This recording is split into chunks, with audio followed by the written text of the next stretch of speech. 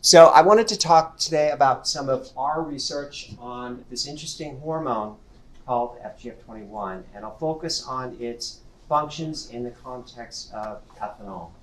And when I say our, I need to point out at the very beginning that for 2 decades I ran a laboratory jointly with David Mangelsdorf in Dallas. So David passed away this past summer, and I'm running the laboratory on my own, but this is work that we did together. So I wanted to start by, and I'll have a few more words to say about David at the end. Does anybody know what the mineral is in the middle of that brain there, that representation? Does anybody know what that is? Amethyst. Amethyst, right, very good, the February birthstone. So it has nothing to do with the February birthstone. I'm going to come back and explain why I have amethyst on my first slide at the very end of the presentation. So my conflicts or my disclosures, I'm part of an FGF21 biotech company, and the FGF21 protein, the recombinant protein, was provided by Novo Nordisk for this presentation. So the overarching premise, so you may not have thought about this, but we evolved to deal with ethanol. It's part of our natural environment. But when I talk about dealing with ethanol, natural levels, I'm talking about this. I'm not talking about this. And so the idea here is that if we can understand the mechanisms that evolved to cope with natural levels of ethanol, it might be useful in terms of dealing with the much stronger stuff. So with that in the way of a quick introduction, I want to now introduce you to the star of the presentation, and this is this hormone called FGF21. So it is a member of an atypical subfamily of fibroblast growth factors, or FGFs, that can get out into the blood and circulate and function as hormones. So there are 2 other members of this subfamily, FGF19, which regulates bile acid homeostasis, and FGF23, which regulates phosphate homeostasis. So the name is a misnomer in this case because FGF21, as far as we can tell, does not cause growth or proliferation in any context. It's expressed in several different places, including the adipose tissue and in the exocrine pancreas, where it has autocrine effects. It's acting locally in these tissues. But it's also expressed in the liver, where it's induced by different metabolic stresses and then released into the blood to exert endocrine effects. And it's these endocrine effects that I'm going to talk about today. And I'll come back to the endocrinology in just a minute. But I want to introduce you to the receptor. So 21 works through a cell surface receptor complex. It's composed of 2 proteins.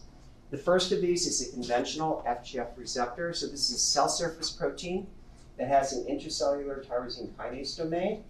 And FGF21 shows a preference for one particular flavor, this FGFR1C. But there's a second protein that's absolutely essential for FGF21 to act. And this is this protein called beta-klotho, or KLB. And these 2 proteins form a complex on the cell surface to which FGF21, an interface to which FGF21 can bind. Now, these 2 proteins only show up together in a few tissues in the body, including the exocrine pancreas, in adipose tissue, and in the nervous system in the brain. Now, in terms of understanding FGF21 signaling, we flox the beta-klotho gene, and we've used this flox mouse to allow us to knock out FGF21 activity in specific tissues and regions of the brain. And this mouse will become important a little bit later in my presentation. So back to the endocrinology.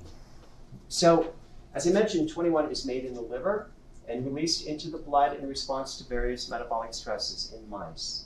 And these include starvation, both low protein and ketogenic diets, simple sugars such as fructose, and I'll point out fructose, of course, is the precursor to alcohol, and ethanol. And I'm just going to throw out this global statement because there's just way too much to try to cover. But FGF21 does a number of different things in response to these different stimuli to protect against these different stresses. Now, we have really gone after ethanol for the last decade or so for 2 reasons. The first of these is the induction profile of FGF21 in response to ethanol. So here we have mouse data. So we're looking at plasma FGF21 concentrations as a function of post-gavage with a pretty hefty dose of ethanol, 3.5 kg per gram.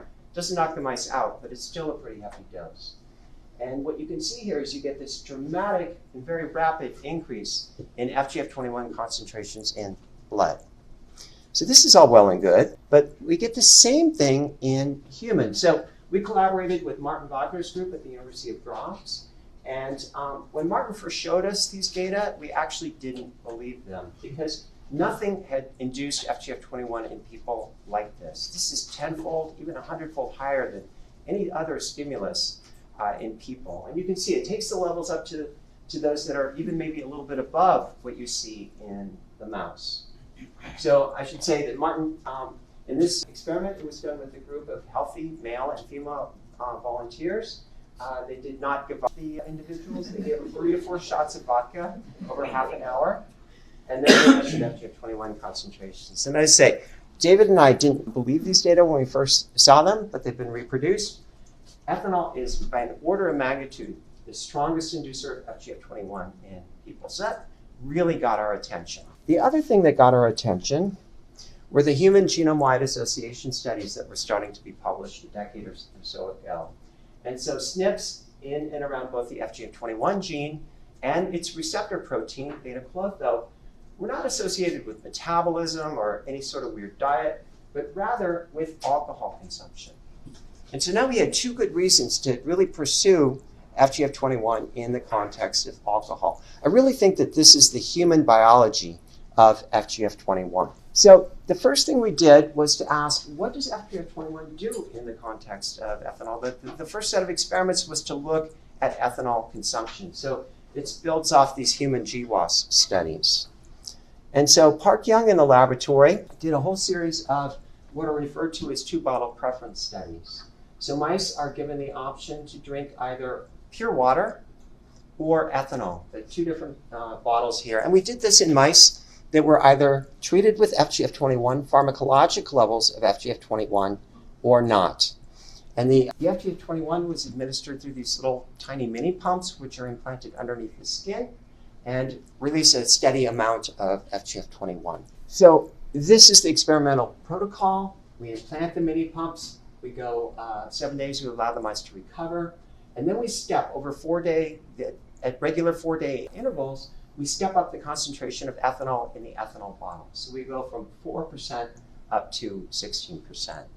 And I should say, I meant to say this at the very beginning. If I end up saying anything that's confusing or if you have any questions, be sure and blurt them out. I'm totally good with that. Okay, so here's what we saw. So we measured the drinking from the 2 bottles each day. And what that gives us, it's what's referred to as a preference ratio. So a preference ratio of 0.5, which is represented by this dotted line, anything above that means that they prefer the ethanol, okay? And mice, if you go into the literature, if there's ethanol available, they will go after that, and that's what we saw. So this is the control arm of the experiment. You can see we get this classic hill-shaped curve, peaks at 8%, but the mice show a clear preference for drinking the ethanol. It makes sense. I mean, it's calories, right? So now what happens if you give FGF21? Well, you can see you get this marked suppression in terms of preference. And you know, as you get up to the high concentrations of ethanol, you're actually getting a pretty pronounced aversion to drinking the ethanol. So is FGF21 doing this by acting on the nervous system? And so the rest of the talk is very nervous system centric. I want to emphasize that I went my whole career, most of my career, without having to work on the brain. I really wanted to avoid the whole scene, but unfortunately, this is where the biology led us. So the rest of the talk is heavily focused on the nervous system. Can I ask a question about the concentration? So if you were just to keep them on 4 or 8, would they just continue to prefer it? Is there something about the concentration, or is there something about just the length of the longitudinal study that you've set up? I think it would stay pretty much the same. Okay. It's just that as the concentration gets higher, the mice become averse to it. They're not as interested as they were at the lower concentration. I'm glad you stopped me too, because I forgot to link this up. So a group in Denmark has shown that FGF21 has the same effect in a group of alcoholic vervet monkeys. So this work translates to primates as well. So that's nice. So to follow up on Ryan's question, if you had started the concentrations in reverse, what would it matter? Yeah, this is the problem with speaking at a nutrition. I really understand nutrition and metabolism. I don't think anybody's ever done that. I'm not aware of We just followed the paradigm that everybody uses, but that's an interesting, it's interesting. I don't know what would happen. Yeah. In any of these studies, human, mouse, or monkey, was there a sex effect? No. No. Same in male to female? So I'm sorry, my left ear right now is plugged up. I can't blame it on the airplane. I took the bus here. I'll talk to you about also. But it was a happy experience, Will, wherever you are. But you're asking about exercise? No, a sex. The sex is different. It was different from the gender. gender. Yeah, sex. So we did some of these studies with female mice.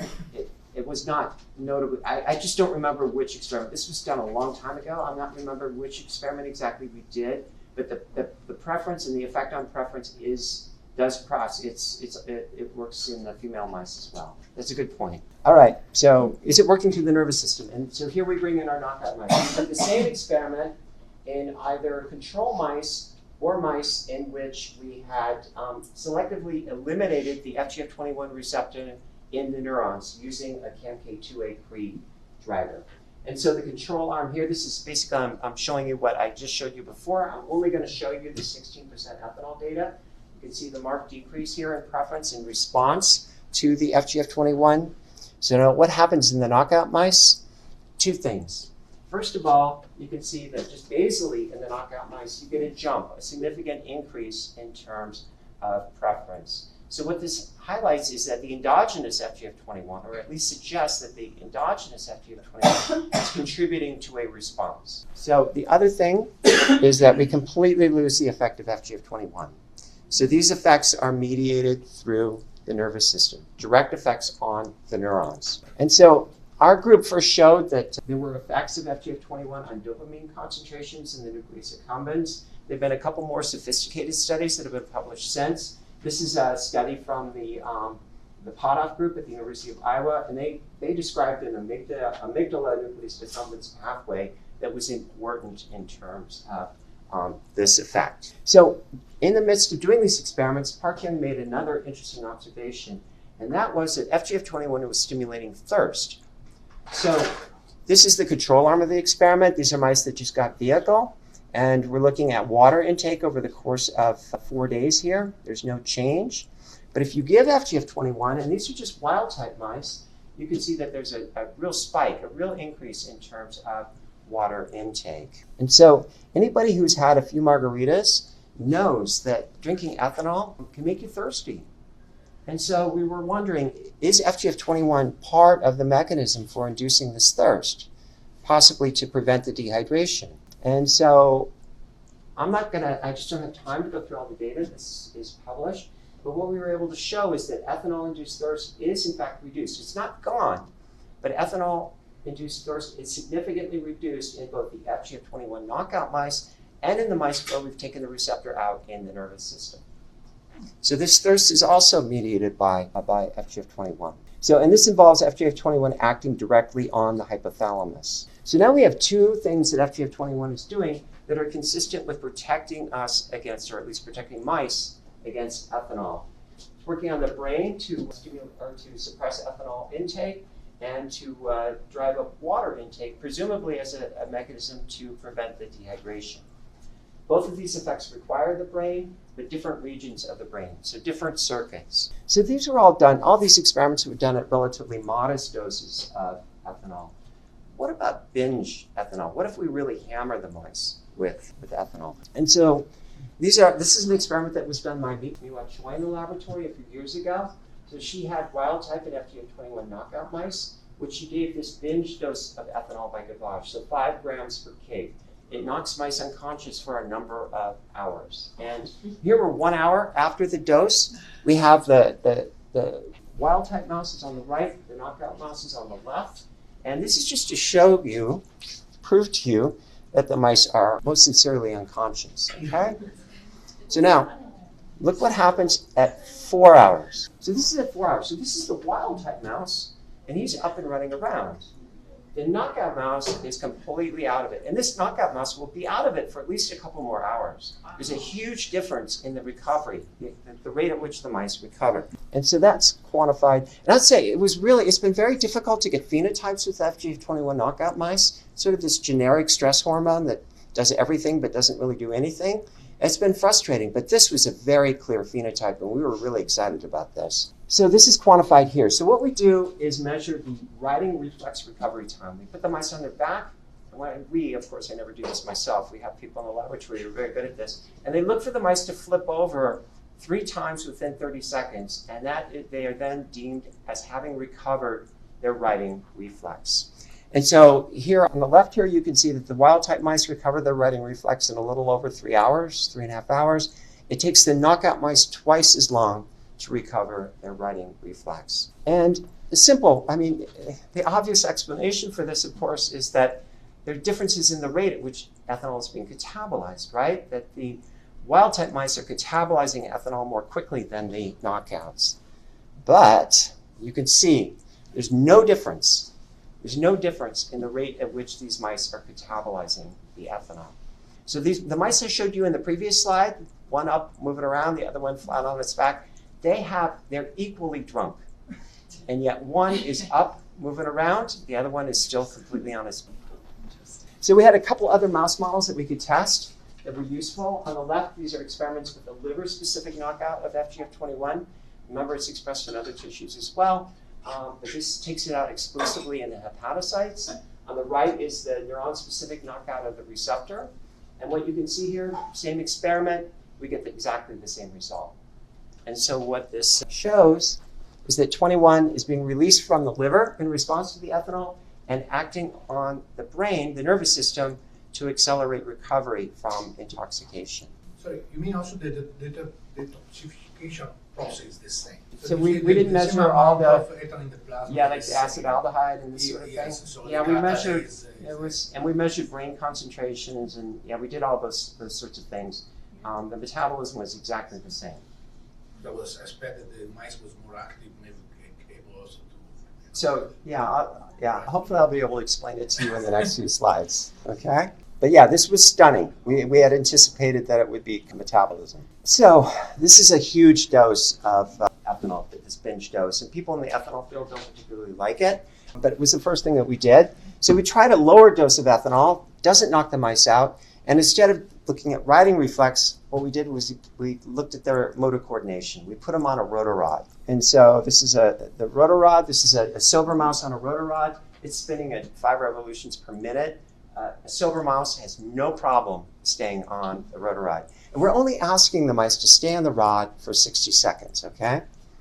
So now we make it more difficult for them. We gavage them with ethanol, but a lower dose. So we're giving them 2 grams per kg now. And we first give them a few trial periods on the rotorod. They know how to do this. They can stay on the rod.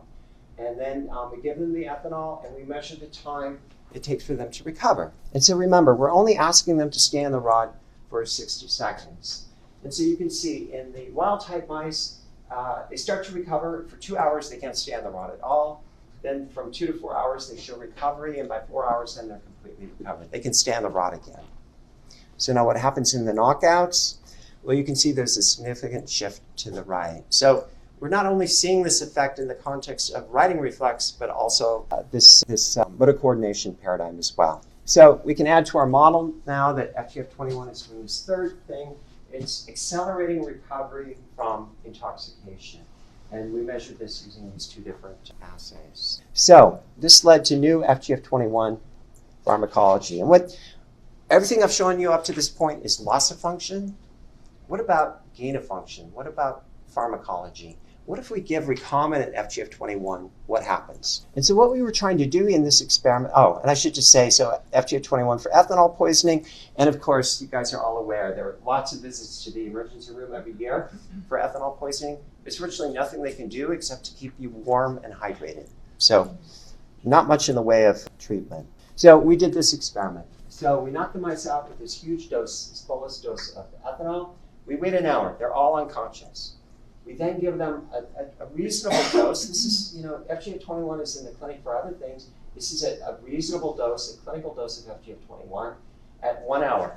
And we looked for the amount of time it takes them to recover their writing reflex. So here's the control arm, the vehicle arm. Again, 3.5 hours to recover. Here's what happens when you give the recombinant FGF21.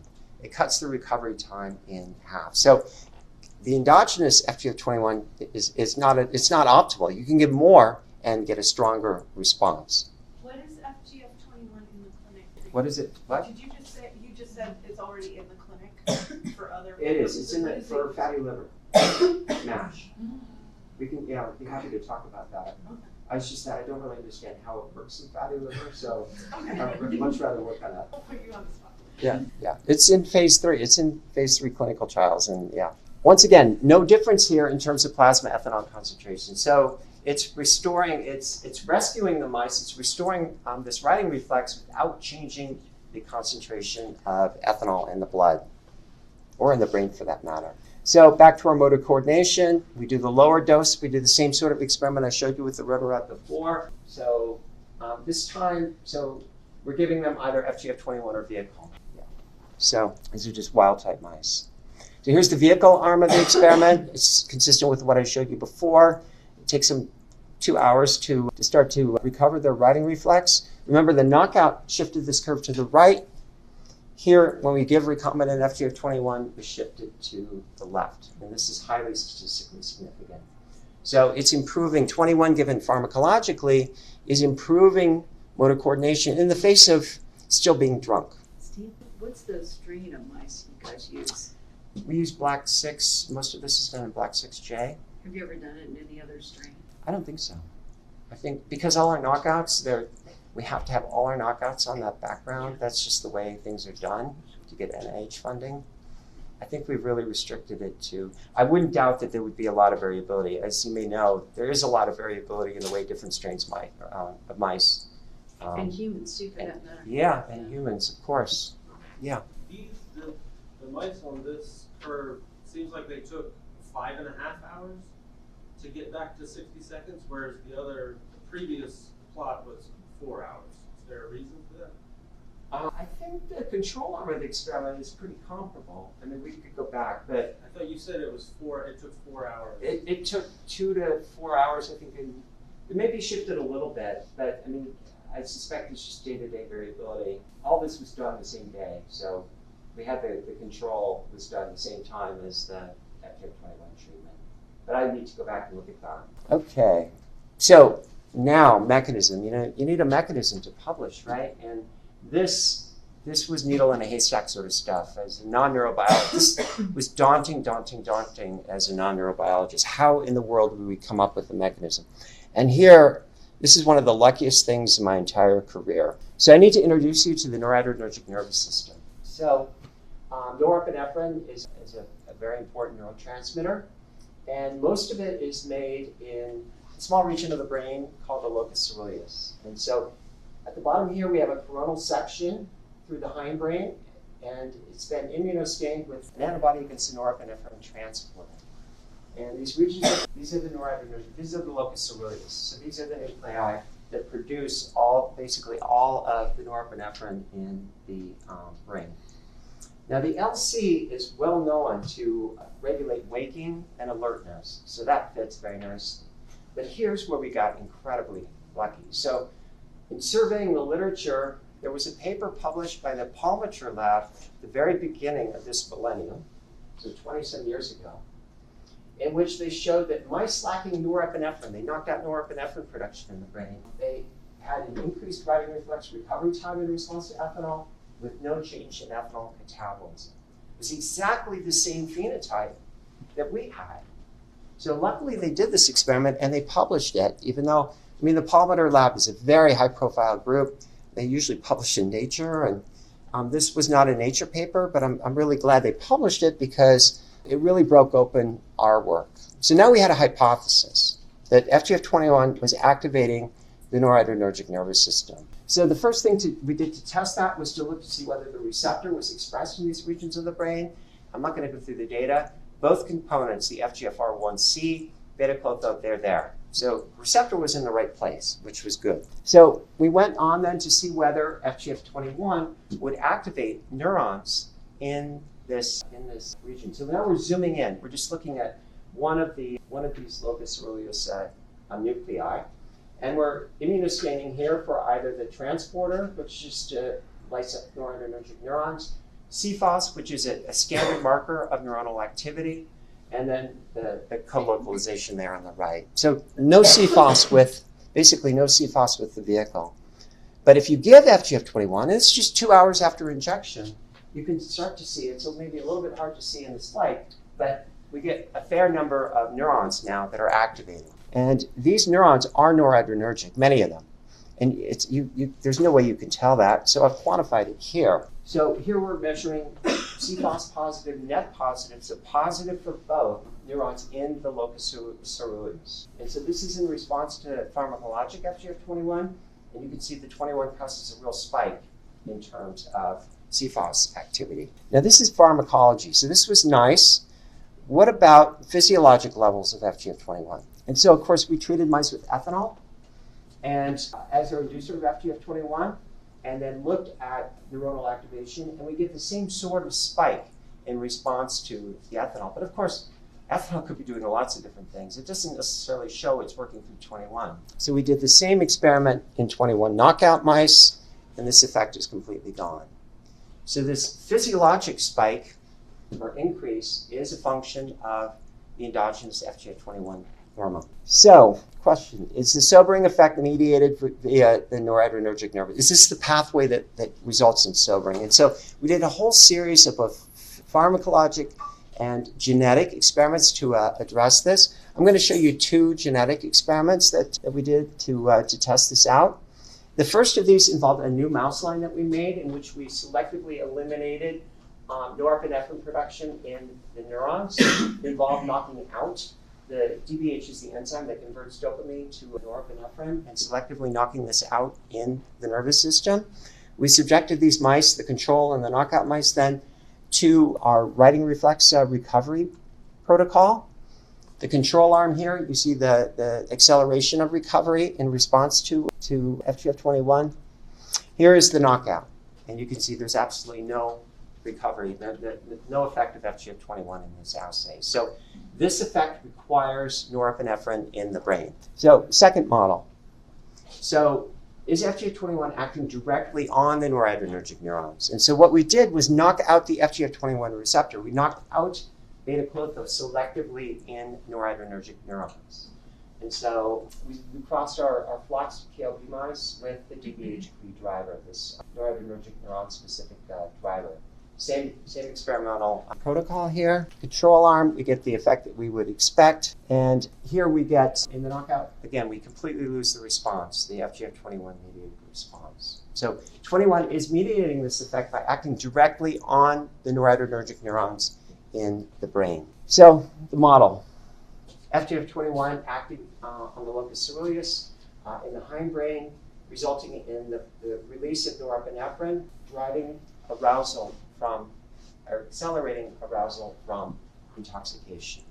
But of course, there's an important step that's missing in this flowchart here, and that is the norepinephrine has to work through its receptors, the noradrenergic, the adrenergic receptors, which are spread out all over the brain. So what I wanted to show you quickly was the results of more recent studies with antagonists to the adrenergic receptors. So there are 9 of these adrenergic receptors that fall into 3 classes, alpha-1, alpha-2, and beta.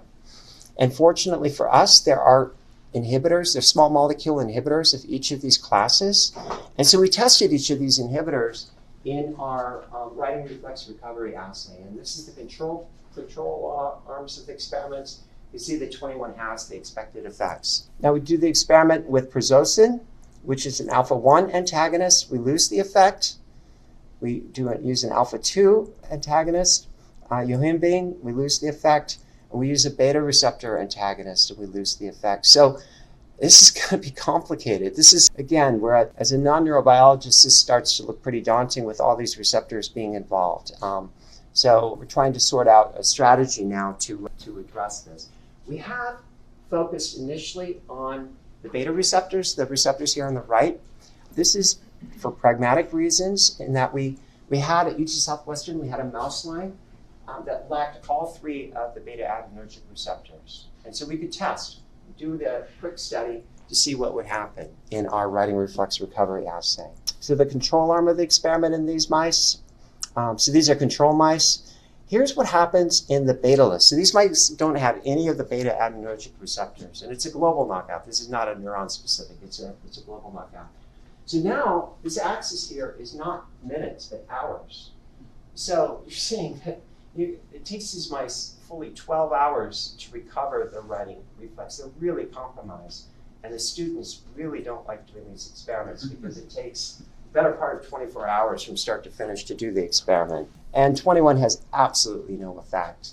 So you can see just how important the beta receptors are in the response to or rather dealing with intoxication. So the reason I really wanted to show you these data is that this is the link to human biology. So propranolol, which is the beta blocker that I showed you in the previous slide, there's a pretty robust old literature showing that propranolol, which is still used in people, exacerbates intoxication in people.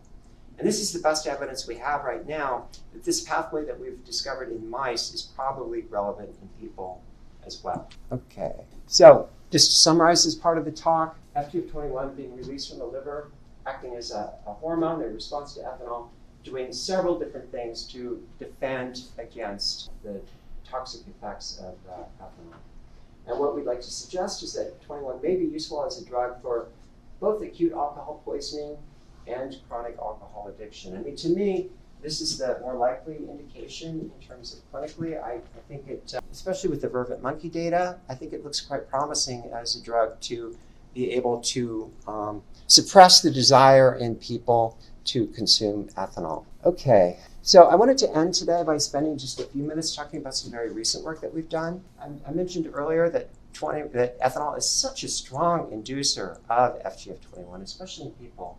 So why is it so strong? And so the first thing we wanted to know, is it ethanol or is it a metabolite of ethanol that is doing this? And so here we have the ethanol catabolic pathway. So ethanol is catabolized to acetate through a couple of dehydrogenases, an alcohol and an aldehyde dehydrogenase.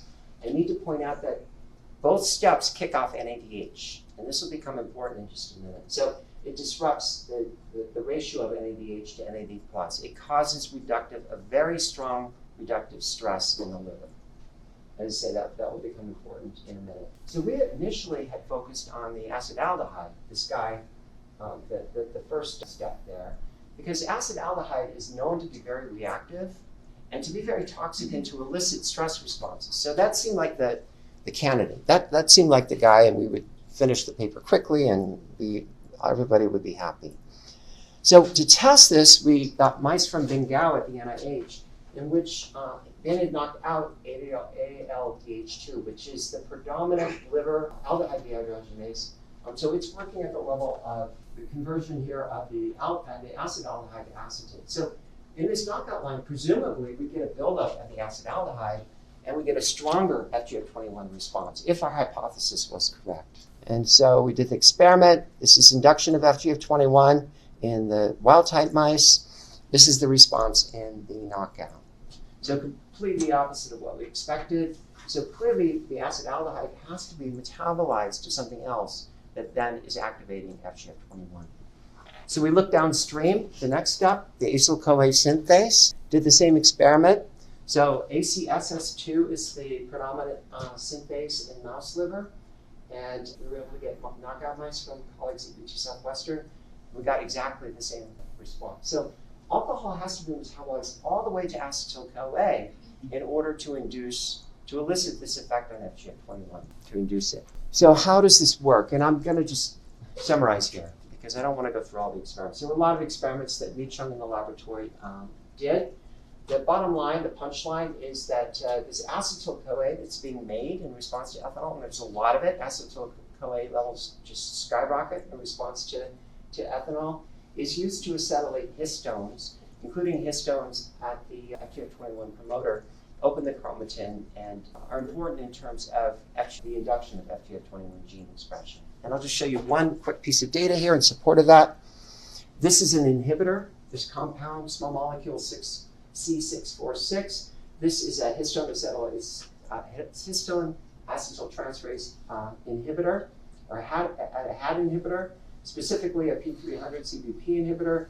And you can see here on the right, it completely wipes out the induction in response of FGF21 in response to ethanol. So this is one arm, but it turns out there's another arm that's absolutely crucial in terms of inducing FGF21 in response to ethanol. And this, I think, hopefully will be of some interest to a department that is interested in nutrition, because this is a transcription factor that's pretty well known, especially in Dallas, where it was initially discovered. It's called CHREBP. It stands for carbohydrate response element binding protein. This is a BHLH-ZIP transcription factor that is highly expressed in the liver, and where it regulates genes involved in a number of metabolic processes, including glycolysis and lipogenesis. And this is really a key here. So it's activated by simple sugars, including notably fructose is particularly good at activating it, but also by ethanol. So other groups have reported that it's activated by ethanol. Now, how is it activated? That has been a question for the last 20 years. Nobody has sorted it out. So it has what's been described as a glucose sensing domain in the amino terminus, which is responsible for induction by all these different signals. So the presumption was that somehow these things were being metabolized to something that would bind directly to this glucose sensing domain. It functioned essentially as a nuclear receptor and then activate gene transcription. But nobody had been able to figure out what that metabolite was. And it was complicated because these different, especially like fructose and ethanol, they aren't metabolized the same way. So it's hard to think about how they might come together in a meaningful way. But all of them can end up as a decoy, right? Yeah, but that's not enough. And I'll show you that. You're ruining my story. Sorry. Yeah, but you're right. So you're exactly right. So is CHREBP required for FGF21 induction by ethanol? And we actually knew the answer to this before we did this experiment, because there was a group at Harvard who had done it already, and I need to give them, Russell Goodman's laboratory had done this, and so I need to acknowledge them. But we were able to reproduce it. We were able to get flock CHREBP mice from colleagues at UT Southwestern, and we knocked it out in the liver. And here's the control. These are the control mice that still have CHREBP. We get the induction. Here's the experiment done in the CHREBP knockout mice, and it's gone. So there's no induction whatsoever. So CHREBP is required. So this is just to point out that the Goodman lab beat us to the punch on this story. So That's induction of what tissue? this is liver. Yeah, this only happens in liver. I mean, it may happen in small intestine or intestine as well, but it's really liver is where this is going on. So what the Goodman lab hadn't sorted out is, how does ethanol activate CHREBP? What's going on? What might the metabolite be? And here, I need to introduce you to glycerol 3-phosphate. So I mentioned to you earlier that during the course of its catabolism, ethanol kicks off lots of NADH and disrupts. It causes a strong stress response, a reductive stress response. And so the body needs to get rid of this NADH. And it has multiple pathways for doing this, but one of them is to convert dihydroxyacetone phosphate, or DHAP, to glycerol 3-phosphate. And on the right here is, under the conditions that we're using, it's 1 hour. This is all happening very quickly. These 1 hour conditions, you can see you get a huge spike in terms of glycerol 3-phosphate concentrations. So this is mediated by this enzyme called GPD1. And this glycerol 3-phosphate can then go on to two different fates. It can be oxidized back to DHAP through this so-called glycerol 3-phosphate shuttle, which kicks off ATP, or it can be used as the backbone to synthesize triglycerides. Now, when you step back and look at this, glycerol 3-phosphate is the perfect candidate molecule to be the ligand for, or the activator of CHREBP. It's induced in response to ethanol very strongly, and it regulates. So this pathway, the use of glycerol 3-phosphate to synthesize triglycerides, that is a CHREBP-driven process.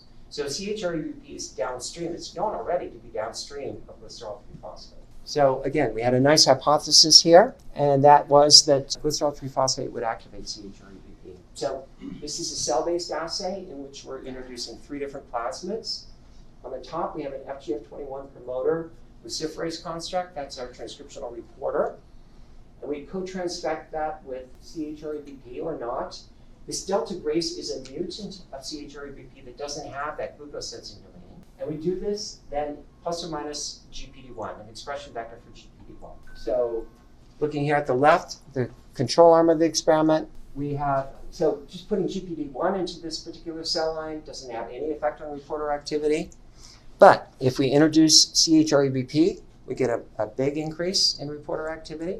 So glycerol 3-phosphate is driving activation of ChREBP. And if we eliminate this glucose sensing region, the effect is gone. So, and we did all the controls, everything's expressed at the right levels. And we went on then to show using a thermal shift assay that glycerol 3-phosphate can bind directly to ChREBP. And we're not the only group. Just recently, the Brenner Laboratory at City of Hope has published. They took somewhat different approaches, but they got the same end result. So G3P, glycerol 3-phosphate, is in fact the activator or unactivator of ChREBP. And so now here's the model that we think explains just why ethanol is so good at driving induction of FGF21. So it has two byproducts, acetyl-CoA, which is a direct product of its metabolism, and glycerol 3-phosphate, which is an indirect consequence of its metabolism. So the acetyl-CoA is used to histones in the FGF21 promoter, open up the region. Glycerol 3-phosphate can bind directly to ChREBP and activate it. And that combination is what's giving this really strong response. Now, I'm not going to go through all the data.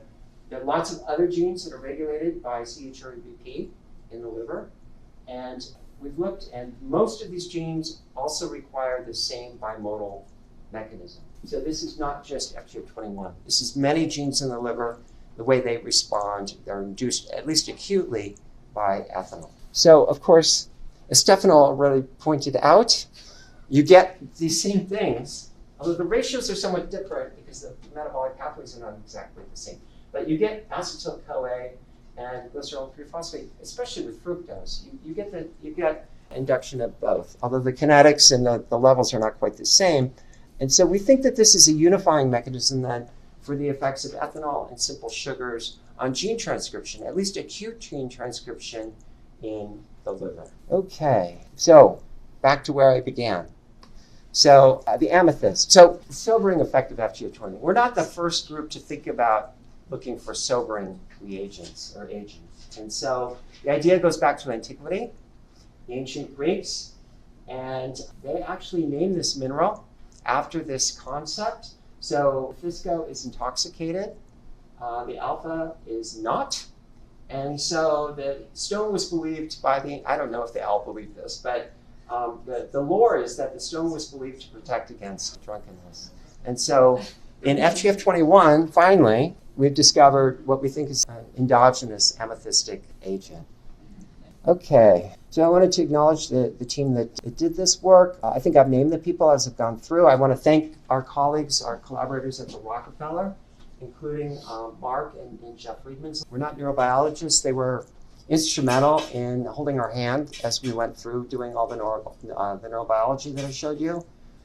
And I want to thank Novo for providing huge quantities of recombinant FGF21. And of course, I want to thank our funding sources as well. Just wanted to end by saying a few words about David Mangelsdorf. So as I mentioned to you earlier, we ran a joint lab together for 2 decades. We were competitors before we joined up, so you really get to know people when you compete with them. And but it was really a wonderful collaboration. He was a brilliant, amazing scientist, and really a wonderful colleague and friend. And as you can imagine, I really miss him. And I will end there and be happy to try to answer any questions that you might have.